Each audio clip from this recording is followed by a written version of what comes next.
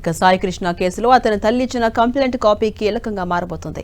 తన కుమారుడు సాయి కృష్ణ చనిపోయాడని ధృవీకరిస్తూ సీఐ నాగరాజుపై చర్యలు తీసుకోవాలని విజయలక్ష్మి ఫిర్యాదు చేసింది. తన కుమారుడిని తన కళ్ళెదుటే నాగరాజు కొట్టినట్టుగా ఫిర్యాదులో పేర్కొంది తల్లి విజయలక్ష్మి. మే మొదటి వారంలో సాయి కృష్ణను కృష్ణలంక మాచవరం పోలీస్ స్టేషన్లో నాన్ బెయిలబుల్ వారెంట్ పెండింగ్ లో ఉండడంతో తీసుకుని వచ్చారని తెలిపారు. కృష్ణలంక స్టేషన్ కు తీసుకొచ్చాక నీ కొడుకుని చంపేస్తాం, దండ రెడీ చేసుకో అని నాగరాజు తెలిపారని విజయలక్ష్మి తెలిపింది. సాయి కృష్ణను మార్కాపురం నుంచి తీసుకొచ్చి కోర్టులో సీఐ నాగరాజు హాజరుపరచలేదని ఫిర్యాదులో తెలిపింది. సీఐ నాగరాజు కొట్టిన దెబ్బలకు సాయి కృష్ణ చనిపోయాడని విజయలక్ష్మి ఆరోపించింది.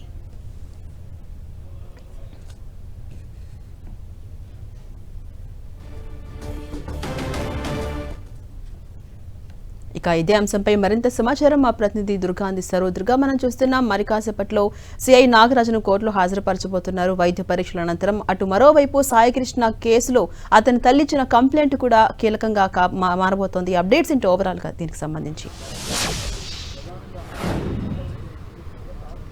అంటే సీఏ నాగరాజుని గడిచినటువంటి 10 గంటలుగా సిట్ అధికారులు విచారిస్తున్నారు. నిన్న అర్ధరాత్రి వరకు విచారించి తర్వాత విరామం ఇచ్చారు. ఈరోజు ఉదయం నుంచి కూడా మరొకసారి సీఏ నాగరాజుని సిట్ అధికారులు విచారిస్తున్నారు. ప్రస్తుతం అయితే కమాండ్ కంట్రోల్ సెంటర్లోనే సీఏ నాగరాజు ఉన్నారు. అయితే కీలకమైనటువంటి అంశాలకు సంబంధించి ఏదైతే సాయికృష్ణ కుటుంబ సభ్యులు ఇచ్చినటువంటి, ముఖ్యంగా తల్లి ఇచ్చినటువంటి స్టేట్మెంట్ ఆధారంగా, ఆమె ఇచ్చినటువంటి కంప్లైంట్ ఆధారంగా సీఏ నాగరాజును ప్రశ్నిస్తున్నారు. ముఖ్యంగా సాయికృష్ణని ఎప్పుడు తీసుకొచ్చారు, ఏ విధంగా ఇంటరాగేషన్ చేశారనే అంశాలకు సంబంధించి పూర్తిగా విచారిస్తున్నారు. అయితే ముఖ్యంగా ఈ కేసుకు సంబంధించి సీసీటీవీ ఫుటేజ్ ఎందుకు మిస్ అయింది, ఎందుకంటే 4 రోజుల పాటు ఉన్నటువంటి సీసీటీవీ ఫుటేజ్ కేవలం 2 రోజులు మాత్రమే అందుబాటులో ఉండటంతో మిగిలినటువంటి అన్ని రోజుల సీసీటీవీ ఫుటేజ్ ఎందుకు మిస్ అయింది, ఎలా మిస్ అయింది అనే అంశానికి సంబంధించి పూర్తిగా నాగరాజుని ప్రశ్నిస్తున్నారు. అయితే నిన్నటి నుంచి కూడా దీనికి సంబంధించి ఎక్కడ కూడా నాగరాజు నోరు విదపట్లేదు, టెక్నికల్ ఇష్యూ వల్లే అది కనిపించట్లేదు అనేది నాగరాజు చెప్తున్నారు. దీని నేపథ్యంలో అసలు ఈ కేసుకు సంబంధించి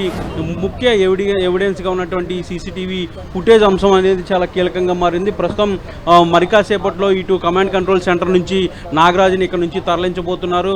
వైద్య పరీక్షల నిమిత్తం ప్రభుత్వ ఆసుపత్రికి తరలించి అక్కడి నుంచి నేరుగా జడ్జి ముందు ప్రవేశపెట్టబోతున్నారు. ఈ కేసుకు సంబంధించి రిమాండ్ రిపోర్ట్ని అయితే ప్రస్తుతం అయితే సిట్ అధికారులు ఆల్రెడీ సిద్ధం చేశారు.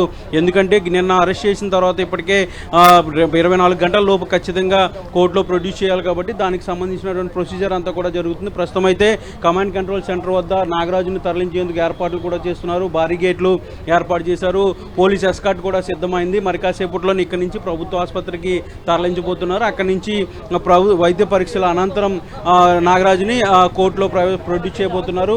ప్రస్తుతం మనం ఇప్పుడు విజువల్స్లో కూడా చూడొచ్చు, వెహికల్స్ అంతా కూడా సిద్ధమయ్యాయి. మరి కాసేపట్లోనే నాగరాజుని ఇక్కడి నుంచి తరలించబోతున్నారు. ఈ మొత్తం ఎపిసోడ్ కారణంగా పూర్తి స్థాయిలో నిన్నటి నుంచి కూడా విజయవాడ బందర్ రోడ్డు పరిసర ప్రాంతాలతో పాటు అటు సిఐ నాగరాజు, కోర్టు, అలాగే హాస్పిటల్, వీటన్నింటి నేపథ్యంలో అన్ని కూడా పోలీస్ బందోబస్తు అనేది ఏర్పాటు చేయడం జరిగింది. ప్రధానంగా దీనికి సంబంధించి ప్రస్తుతం మనం ఇప్పుడు విజువల్స్లో కూడా చూస్తే నాగరాజుని ఎస్కార్ట్లో తరలించేందుకు ఏర్పాట్లు చేయడం జరిగింది. వెహికల్స్ కూడా సిద్ధం చేశారు. మరి కాసేపట్లోనే ఇక్కడ నుంచి నేరుగా ప్రభుత్వ ఆసుపత్రికి తరలించబోతున్నారు. ప్రభుత్వ ఆసుపత్రిలో కూడా పోలీసులు భారీగా బందోబస్తు ఏర్పాటు చేశారు. ఎందుకంటే సీఐ నాగరాజుకి మద్దతుగా పెద్ద ఎత్తున ర్యాలీలు చేస్తున్నారు. నిన్న ఉదయం అరెస్ట్ చేసినప్పటి నుంచి కూడా నగరం వ్యాప్తంగా కూడా నాగరాజుకు ఉన్నటువంటి కొంతమంది మద్దతుదారులు ర్యాలీలు చేయడం, నిరసన తెలియజేయడం, పోలీసుల్ని అడ్డుకునే ప్రయత్నం చేయడం కూడా జరుగుతున్నాయి. కాబట్టి ఈ విషయాలన్నీ కూడా ఈరోజు జరగకుండా ముందస్తుగా జాగ్రత్తలు తీసుకున్నారు.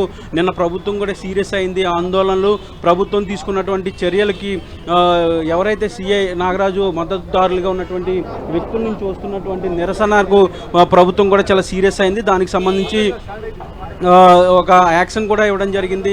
ముఖ్యంగా ఇలాంటి ఆందోళన కానీ ధర్నాలు కానీ చేయొద్దంటూ కూడా వాళ్ళు పిలుపునివ్వడం జరిగింది. ఈ నేపథ్యంలోనే ఈరోజు ఎలాంటి నిరసన కార్యక్రమాలు, ఆందోళన కార్యక్రమాలు జరగకుండా పోలీసులు ముందస్తు చర్యలు తీసుకున్నారు.